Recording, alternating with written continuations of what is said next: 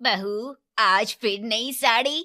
माँ जी, मुझे पसंद है घर में सज संवर कर रहना। पहनने दीजिए ना मुझे ये नई साड़ियाँ, ज्यादा महंगी नहीं है। प्लीज माँ जी, पहनने दीजिए ना मुझे नई साड़ियाँ। हमारे घर के बाजू में काम करने जो काम वाली बाई आती है, उसकी साड़ियाँ भी मुझसे बेहतर रहती हैं। नहीं मतलब नहीं, ज्यादा नाटक मत कर। मैंने इससे भी खराब साड़ियां पहनकर दिन गुजारे हैं। कम से कम तुझे मुझसे अच्छी साड़ियां तो मिल रही हैं।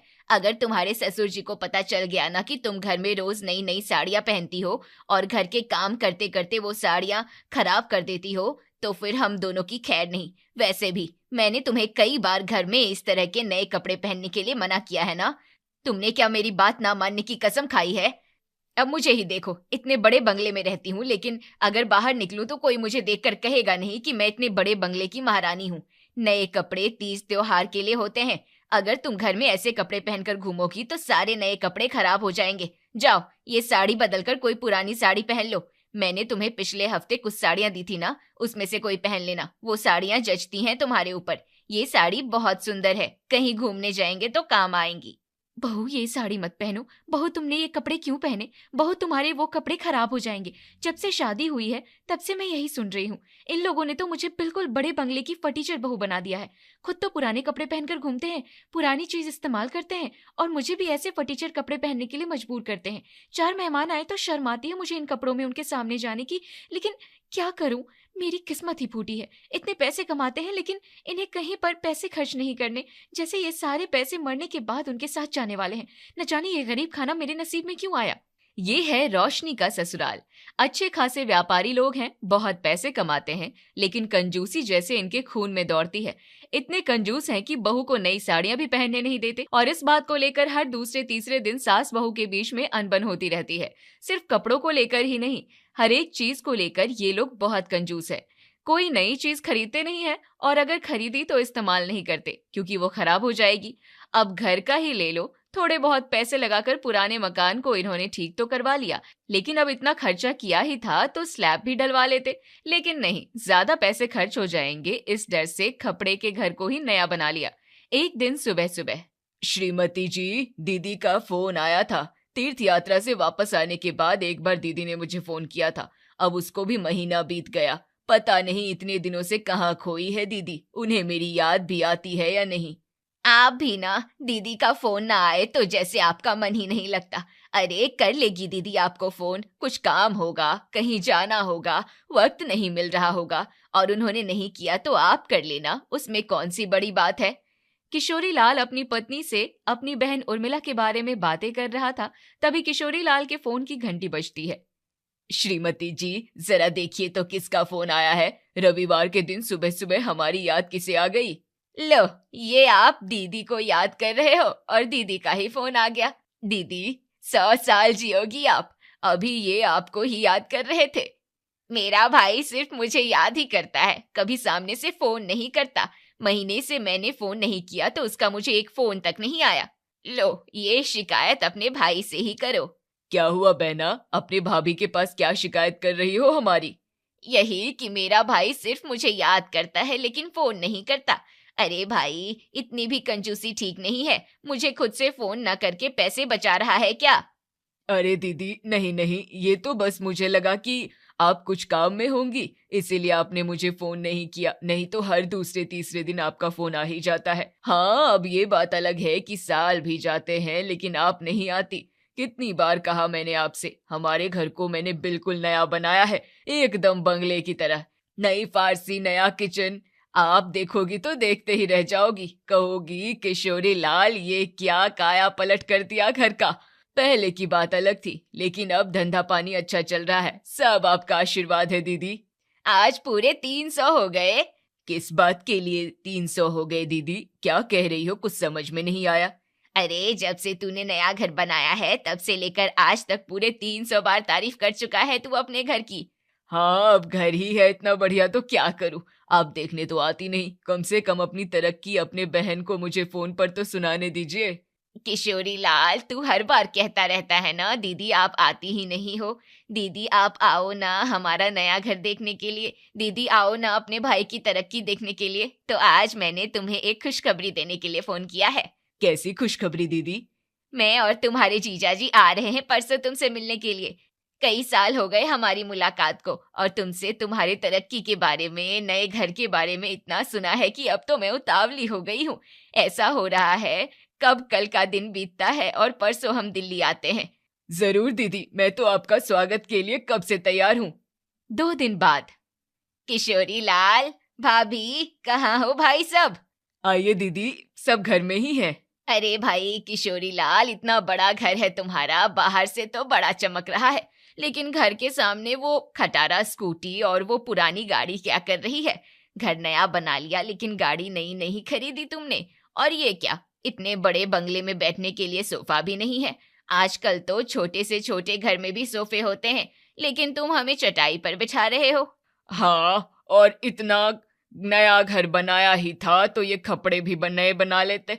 इतना बड़ा कारोबार है तुम्हारा, रोज की आमदनी भी बड़ी तगड़ी है, फिर इतनी कंजूसी क्यों? हाँ हाँ, आपकी दया से अच्छा कारोबार है और रोज की आमदनी भी तगड़ी है, लेकिन इतने पैसे हम खर्च करने के लिए थोड़े ना कमाते हैं। अब पूरी कमाई लेकर घर ही बना लेंगे तो फिर हमारे पास क्या बचेगा? और रही बात गाड़ी की, तो पिछले आंगन में है ना हमारी नई गाड़ी। पिछले आंगन में? अरे पागल हो गया है क्या? लोग शौक से गाड़ी घर के सामने लगाते हैं, सड़कों पर चलते हैं, और तुमने गाड़ी ढककर पिछले आंगन में रखी है। पूरे 25 लाख की गाड़ी है। अब दिल्ली में इतना ट्रैफिक रहता है, स्क्रैच वैच पड़ गई तो? श्रीमती जी, आप तो बड़ी तारीफ कर रही थी अपने मायके की, लेकिन ये क्या देख रहा हूँ मैं? पुराने घर को थोड़ा बहुत रंग रंगोली करके बंगला बना दिया। नई गाड़ी इस्तेमाल करने की जगह पर खराब ना हो इसलिए पैक करके रखी है। ऐसा थोड़ी ना होता है। वो जीजा जी, आप दिल्ली में रहते हैं नहीं ना, इसलिए आपको पता नहीं यहाँ कितनी महंगाई है। हर एक चीज अगर खराब हो गई तो कितनी महंगी मिलती है, इसलिए सब कुछ सोच समझ कर इस्तेमाल करना पड़ता है। खैर आइए, मैं आपको हमारे कार में दिल्ली का सफर करवाता हूँ। चलो भाई, मेरे कंजूस साले ने कुछ तो काम की बात की। मुझे लगा कि डीजल खर्च होगा, इस चक्कर में तुम मुझे पैदल ही दिल्ली घुमाओगे। क्या जीजा जी, आप भी हर बात में मजाक करते हैं। मैं गाड़ी निकालता हूँ, आप चाय खत्म करके बाहर आ जाना। साले के नई गाड़ी में बैठने को मिलेगा, इस खुशी में जीजा जी जल्दी जल्दी चाय खत्म करते हैं और आंगन में जाकर खड़े होते हैं। वहां पर किशोरी लाल अपनी पुरानी गाड़ी शुरू करने की कोशिश कर रहा था। अरे जीजा जी, अब यहाँ तक आ ही गए हो तो गाड़ी में बैठने से पहले गाड़ी को थोड़ा धक्का लगाओ ना। मैं धक्का लगाऊं? हाँ, आनंद बाहर गया हुआ है और अब घर में बस औरतें ही हैं, उन्हें तो मैं धक्का लगाने के लिए बोल नहीं सकता, तो आपको ही लगाना पड़ेगा। जीजा जी ने घर से आंगन तक आते हुए नई गाड़ी में बैठने के बड़े सपने देखे थे। उन्हें बैठने के लिए नई गाड़ी तो नहीं मिली, पुरानी गाड़ी नसीब हुई थी, लेकिन पुरानी गाड़ी में बैठने से पहले धक्के लगाने पड़े। अरे बस हो गए या नहीं? पिछले आधे घंटे से धक्के लगा रहा हूँ तुम्हारी इस खटारा गाड़ी को। घर में कई गाड़ी पड़ी है, लेकिन तुम्हें उसे हाथ नहीं लगाना। पूजा घर में रखो उसको और उसकी पूजा करो। कब शुरू होगी तुम्हारी ये खटारा गाड़ी? जीजा जी, बस करके धक्के लगाओ। वो क्या है ना, धक्के मारने वाला बदल गया है शायद, इसलिए चालू होने में इतना वक्त ले रही है गाड़ी। वैसे तो आनंद के 8-10 धक्कों में ही चालू हो जाती है। और 4 धक्के? ना बाबा ना, मेरी तो इतने में ही कमर टूट गई। तुम्हारी खटारा गाड़ी को तुम ही धक्के मारो और तुम ही अकेले दिल्ली घूम कर आओ। मैं तो जा रहा हूँ आराम करने। अरे जीजा जी रुकिए, मेरी बात तो सुनिए।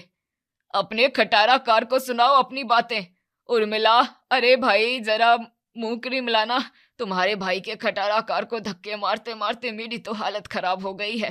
पहले मुंह क्रीम लो अपनी भाभी से। हाय राम, मेरी तो कमर टूट गई। यहाँ आए हुए मुझे 4 घंटे नहीं हुए और तुम्हारे भाई ने मुझसे धक्के लगवाए। घर में नई गाड़ी पड़ी है लेकिन उसे कपड़े से ढक कर रखा है और पुरानी गाड़ी को मेहमानों से धक्के लगवा रहा है। अरे भाई मुंह क्रीम जल्दी लाओ तुम्हारी भाभी से। अरे भाई साहब, मुंह क्रीम तो नहीं है, आयोडेक्स है। दीदी, आपके दादाजी इस्तेमाल करते थे आयोडेक्स, बहुत संभाल कर इस्तेमाल करना, नहीं तो ये मेरा दिमाग खराब कर देंगे। अरे तुम सब पागल हो क्या? पुराने घर को थोड़ा बहुत ठीक करके नया बना लिया, नई गाड़ी कपड़ों में पैक करके घर में रख दी है। तुम्हारी बहू जो साड़ियाँ पहनती है, कोई ढंग है उसका?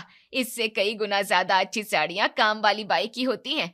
बच्चों की हालत देखो जरा, उन्हें उनके स्कूल के कपड़े ठीक से आते भी नहीं हैं। कितने छोटे होते हैं और कितने टाइट होते हैं। लेकिन फिर भी तुम उन्हें नए नहीं दिलाते। 2 दिनों से आई हूँ, तब से देख रही हूँ रोज बच्चे कपड़े पहनते वक्त रोते हैं। वो पुराने कपड़े उन्हें कितने टाइट होते हैं। टिफिन बॉक्स का भी वही बच्चे 4-5 सालों से वही टिफिन बॉक्स यूज कर रहे हैं। अरे तुम उनके लिए नए डिब्बे भी नहीं ला सकते। इतना कमाते हो भाई, कहाँ डालते हो? पापा ने आपके लिए काफी कुछ बचा कर रखा था। लाखों रुपए कमाते हो आप लोग, लेकिन खुद के ऊपर बिल्कुल खर्च नहीं करते। क्या मतलब है इतना पैसा कमाने का?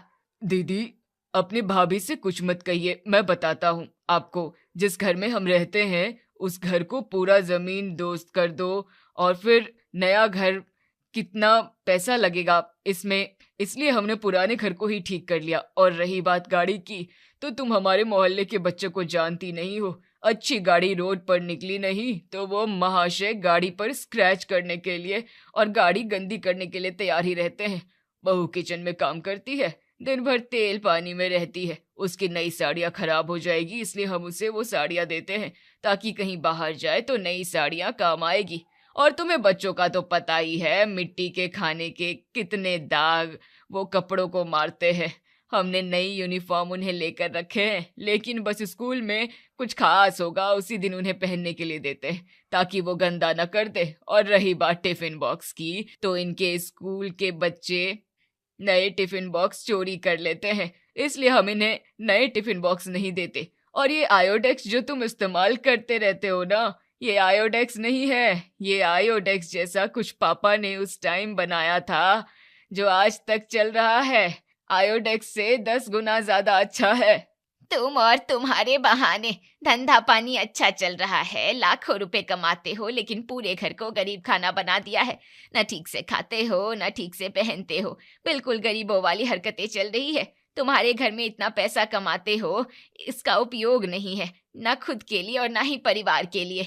अरे दीदी, पैसा कमा रहा हूँ इसका मतलब ये नहीं कि सारे पैसे उड़ा ही दूं, खर्च ही कर दूं। पैसे बचाता हूँ, सोच समझ कर इस्तेमाल करता हूँ, इसलिए इतने पैसे कमाता हूँ। अगर यूं ही उड़ाता रहा तो मेरे पास कुछ ना बचत होगा। मेरे घर में 25 लाख की गाड़ी ना होती। अरे तुम्हारी गाड़ी ना के बराबर ही है। 3 सालों से खरीद कर बस घर में रखी है, क्या उपयोग है उसका? ना कहीं बाहर जाते हो तो निकालते हो, और ना ही रोज इस्तेमाल करते हो। 2 दिन पार्टी शादी में जाने के लिए तुम नए कपड़े बचा कर रखते हो, और बाकी सारे दिन खराब बेकार के कपड़े पहनकर घूमते हो। अरे तुमने तो अपनी पूरी जिंदगी फटीचर कर दी है। छोड़ो ना दीदी, हमारे घर में 25 लाख की गाड़ी है, मैं तो इस बात से ही खुश हूँ। फिर चाहे वो इस्तेमाल होती है ना होती है, मुझे उससे कुछ नहीं। अरे तुम आयोडेक्स लगाओ भाई, इसे समझाने से कोई फायदा नहीं है, ये समझने वाला नहीं। प्रेमलाल इतना कहकर पलंग पर लेट जाता है। उर्मिला उसे आयोडेक्स लगाने उसके पास जाती ही है तो उतने में धड़ाम और प्रेमलाल पलंग से नीचे गिर जाता है। हे राम, गलती हो गई और ससुराल आ गया। हाय राम, पहले ही उस खटारा गाड़ी को धक्के लगाते लगाते मेरी कमर टूट गई थी। अब बची खुची कमर इस पुराने पलंग ने निकाल दी, न जाने कौन से जमाने का है। अरे ये पलंग कुछ ज्यादा पुराना नहीं है, कुछ 20-25 साल पुराना होगा बस। हाय राम, मेरी कमर की हड्डियां। उर्मिला, ये लोग पागल हैं, मुझे नहीं रहना यहाँ। आज कमर तोड़ दिए है, कल जाकर मेरी एक एक हड्डी अलग करके रख देंगे। कहने को तो लाखों रुपए कमाते हैं, लेकिन घर में एक नया पलंग भी नहीं ले सकते। अरे खरीदा है नया पलंग, बस पैक करके ऊपर के कमरे में रखा है। अब बच्चे उस पर रोज कूदेंगे तो टूट नहीं जाएगा, इसलिए बच्चे कितने भी कूदे और पलंग भी टूटे तो ये पुराना टूटेगा।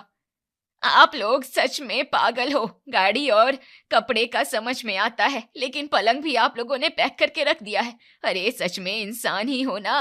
पहले ही गाड़ी को धक्के मार मार कर प्रेमलाल की कमर के 12 बज गए थे। अब बची कुची कसर इस पलंग ने निकाल दी थी। प्रेमलाल दर्द के मारे रो ही रहा था, तभी किशोरी लाल का बेटा आनंद चिल्लाते हुए घर में आता है। पापा, पापा, लुट गए हम, बर्बाद हो गए। बरसों से जमा की हुई कमाई अब पल भर में चली जाएगी। पापा हम लुट गए, हम बर्बाद हो गए। अरे जब से आए हो तब से पापा हम लुट गए, बर्बाद हो गए, इतना ही कहे जा रहे हो। क्या करके आए हो, क्या हो गया, कुछ बताओ। मैं एक व्यापारी से पैसे लेने श्यामनगर गया था, वो हमारी गाड़ी जब्त हो गई। अरे ऐसे कैसे? दिल्ली में रहते हो लेकिन तुम्हें नियम नहीं पता। पेट्रोल की गाड़ी हम 15 साल और डीजल की गाड़ी हम 10 साल से ज्यादा इस्तेमाल नहीं कर सकते।